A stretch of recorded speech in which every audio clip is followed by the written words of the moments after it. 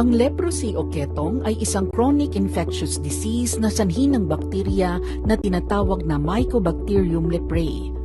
Naipapasa ito sa pamamagitan ng matagal at malapitang kontak sa isang taong infected na hindi pa ginagamot, lalo na kung nakakahinga ka ng droplets mula sa ubo o bahing nila. Pero huwag mag-alala dahil hindi ito basta-basta nakakahawa, kaya hindi mo ito makukuha agad-agad tulad ng sipon o trangkaso. Narito ang mga sintomas ng sakit na leprosy o ketong. Pagkakaroon ng patches sa balat na maputla o mamula-mula na walang pakiramdam. Pamamanhid o kawalan ng pakiramdam sa apektadong bahagi ng balat. Paghihina ng kamay o paa. Pagkakaroon ng sugat na matagal gumaling. Merong dalawang uri ng ketong. Ito ang PB o Paucibacillary at MB o Multibacillary. Ang Paucibacillary ay isang mild o hindi malalang uri ng ketong.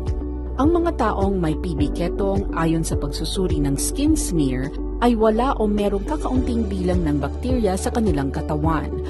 Makikitaan din sila ng 1 hanggang 5 na patches o lesion sa balat na hindi gaanong laganap. Ang multibacillary naman ang mas malalang uri ng ketong. Ang mga pasyente ay makikitaan ng 6 o higit pang patches o lesion sa balat na maaaring mas malaki at mas laganap. Posible din ang pagkakaroon ng deformities o pagbabago sa itsura ng balat, kamay at paa kung hindi magagamot. Maaari din maapektuhan ng nerves na nagdudulot ng paghihina ng kalamnan. Makikita din ang maraming bakterya matapos sumailalim sa isang skin smear.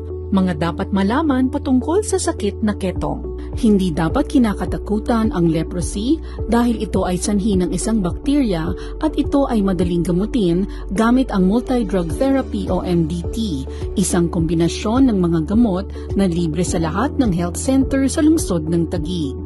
Maagang pagpapakonsulta ng kahit anong uri ng sakit sa balat para mabigyan ng tamang diagnosis, tamang gamot at pagsunod sa tamang pag-inom nito ay makakatulong para hindi mahawaan ang mga close contacts at mapigilan ang mga komplikasyon.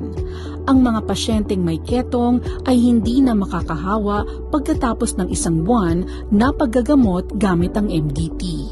Bilang isang caring city, bukod sa mga libreng gamot ay nagsasagawa tayo ng iba't ibang programa para sa mas malawak na pagbibigay alam sa sakit na ketong o leprosy.